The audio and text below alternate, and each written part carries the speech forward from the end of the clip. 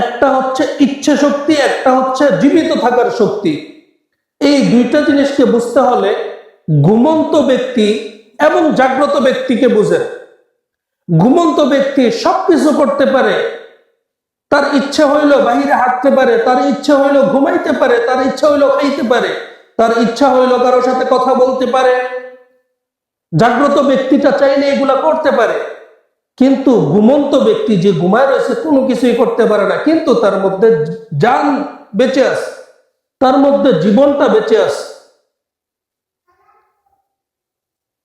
হসপিটালের মধ্যে যখন একটা রোগীকে অপারেশন করা হয়, তখন ওই রোগীকে অজ্ঞান করার ইনজেকশন দেওয়া হয়।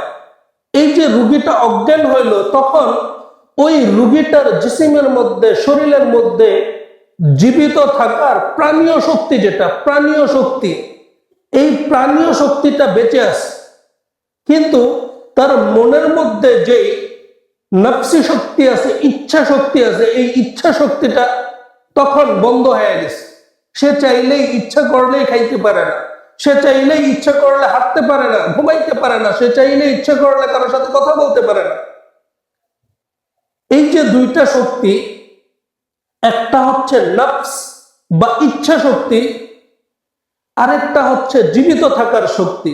আমাদের এই জীবিত থাকার শক্তিটা যদি আমাদের মধ্যে থাকে, তাহলে আমাদের নফসি মানে অর্থাৎ ইচ্ছা শক্তিটা আমাদের মধ্যে থাকতে পারবে। আর যদি জীবিত থাকার শক্তিটা আমাদের মধ্যে না থাকে, অর্থাৎ আমার কলবের মধ্যে রূহ না থাকে, রূহ যদি আমার জিসিমের মধ্যে না থাকে, আত্মা যদি আমার জিসিমের মধ্যে না থাকে, তাহলে নফসি যে শক্তিটা আছে, ইচ্ছাকৃত ভাবে কোনো কিছু করার, এই শক্তিটাও থাকে না। উদাহরণস্বরূপ, এখন যে আপনারা মসজিদে আসছেন, অথবা যাদের কানের মধ্যে মাইকের আওয়াজ যাইতেছে, এই যে কথাগুলো শুনতেছেন, আপনাদের এই কথা শোনার জন্য আপনার ইচ্ছা শক্তিটা পিছনে। আপনার ইচ্ছে হয়েছে আপনি মসজিদে আসতে পারতেছেন, আপনার ইচ্ছে হয়েছে আপনি কথা শুনতে পারতেছেন। আপনার ইচ্ছে যদি না হয়তো আপনি মসজিদে না এসে থাকতে পারতেন। আপনার ইচ্ছে যদি না হয়তো আপনার এই মাইকের আওয়াজ যাওয়ার পরেও মানে কথাগুলা না শুনেও থাকতে পারতেন। মেরে ভাই দোস্ত বুজুর্গ, এই যে ইচ্ছা শক্তিটা, এই ইচ্ছা শক্তিটাকে আল্লাহ তাআলা কোরআনে কারীমের মধ্যে নফস বলেছে।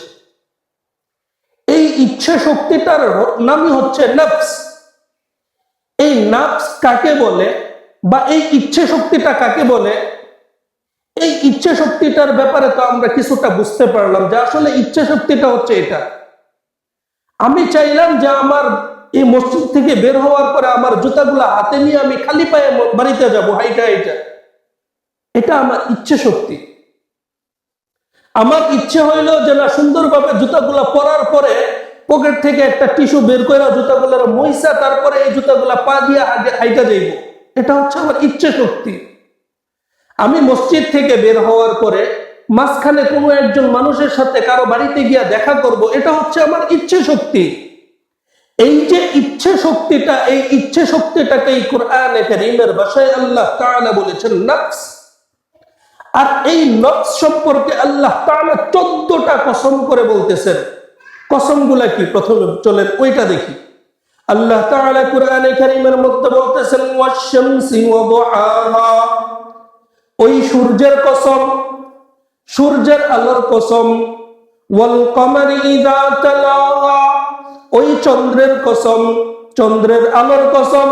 ওয়ান নাহারি ইযা জাল্লাহা, এই দিনের কসম, এই যে আলোর কসম, এই দিনের বেলা যে আলোটা হইতেছে এই আলোর কসম।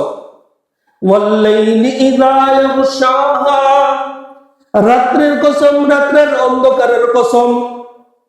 ওয়াস সামাই ওয়া মা বানাহা, এই বিস্তীর্ণ আকাশের কসম, এই আকাশ সৃষ্টি করার কসম।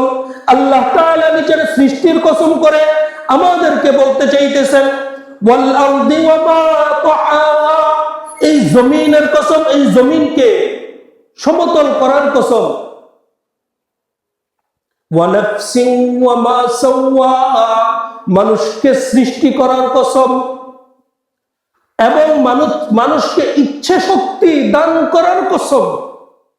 আল্লাহ তাআলা মানুষকে সৃষ্টি করার কসম করে বলতেছেন, মানুষকে ইচ্ছে শক্তি দান করার কসম করে বলতেছেন।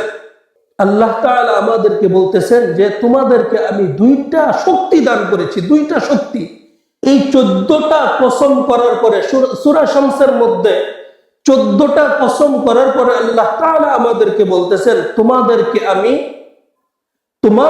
আমি দুইটা শক্তি দান করেছি। একটা হচ্ছে কাজ করার শক্তি, আরেকটা হচ্ছে কাজ থেকে বিরত থাকার শক্তি।